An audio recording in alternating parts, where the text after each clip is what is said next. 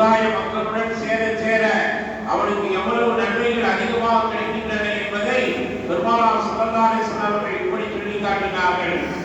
அன்பு உம்மத்துமார்களே, என் சமுதாய மக்களே, ஒரு மனிதன் நுகருடைய பரலை தனியாக வீட்டில் தொழுகின்றான், சமுதாய மக்களுடைய சேரல தனித்து தொழுகின்றான், இவனுக்கு ஒரு நன்மை தான் கொடுக்கப்படும். பரல் தொழுகைக்கு ஒரு நன்மை தான் கொடுக்கப்படும். கொஞ்சம் சற்று முன்னேறி கடைவீதி பள்ளியில் போய் தொழுகின்றான், தொழுகும் போது அவனுக்கு 10 நன்மைகள் தரப்படும். ஏன்னா கடைவீதி மக்கள் சேரும் போது ஜனங்கள் ஜாஸ்தியா இருப்பாங்க, அதனால 10 நன்மைகளை அவனுக்கு தரப்படும். இன்னும் சற்று கொஞ்சம் முன்னேறி ஜும்மா பள்ளிவாசலில் வந்து தொழுகின்றான், ஜமாத்தில் நிறைய தொழக்கூடிய பள்ளியிலே வந்து தொழுகின்றான், அவனுக்கு அதே ஒரு தொழுகைக்கு 27 நன்மைகள் தரப்படும். 1 10 ஆகி 10 27வது காரணம் என்னங்க? அவன் ஜமாத்துடன் அதிகமாக சேர்வதனால் அல்லாஹ் அந்த நன்மை தருகின்றான். இன்னும் கொஞ்சம் முன்னேறி மஸ்ஜிதே நபவியிலே எம்பெருமானார் ஸல்லல்லாஹு அலைஹி வஸல்லம் அவர்கள் அமர்ந்திருக்கக்கூடிய அந்த இடத்திலே அதே நுகரை போய் தொழுகின்றான். 1 10 ஆகி 10 27வது நன்மை அங்கு தொழுத காரணத்தினாலே 10,000ஆக தரப்படுகிறது. இதே நுகர் தொழுவதான் 10,000ஆக தரப்படுது. காரணம் என்ன? ஜமாத் நிறைய இருக்கக்கூடிய காரணத்தினாலே. அதே நுகர் தொழுகையை மஸ்ஜித் அல்-அக்ஸா பலஸ்தீனத்தில் இருக்கக்கூடிய பைத்துல் முகத்தஸில் தொழுகின்றான், அதற்கு 50,000 நன்மைகள் தரப்படுகின்றது. 1 10 ஆகி 10 27 ஆகி 27 10,000ஆக மாறி 10,000 50,000ஆக ஆகின்றன.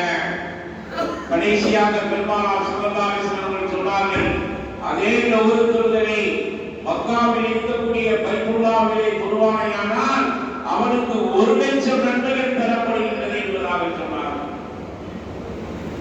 இது என்ன காரணம்?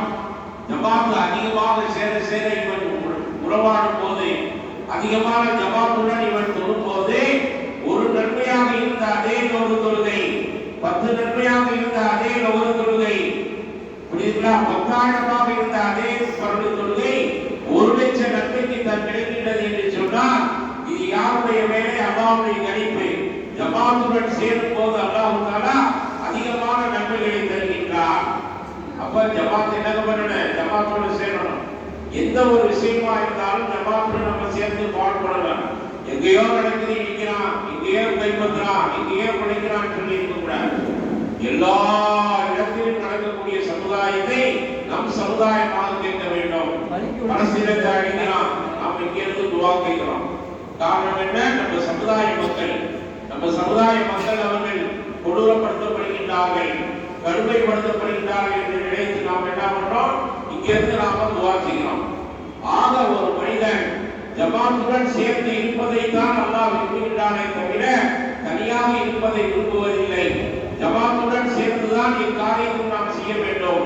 ஒற்றுமையாக நாம் இருப்பேன், ஒன்றுபட்டு இருப்பேன், நம்மை அசைப்பதற்கு இந்த உலகத்திலே ஆட்களே கிடையாது என்பதை நாம் உள்ளபூர்வமாக உணர வேண்டும் என்பதை அல்லாஹ் தஆலா வஅதஸிமு பிஹபிலில்லாஹி ஜமீஆ, அல்லாஹ்வுடைய கயிற்றை நீங்கள் பற்றி பிடித்துக் கொள்ளுங்கள், பிரிந்து விடாதீர்கள் என்பதாக அல்லாஹ் சொல்றான்.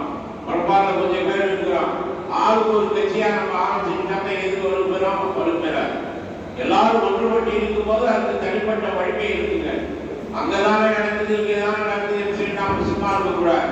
நாளைக்கு நமக்கு வந்துருச்சுட்டா, எனவே சமுதாயத்துடன் சேர்ந்து உருவாடக்கூடிய நிலையை நம்மில் ஏற்படுத்திக் கொள்வோமாக. சுத்தத்து தொழாதவர்கள்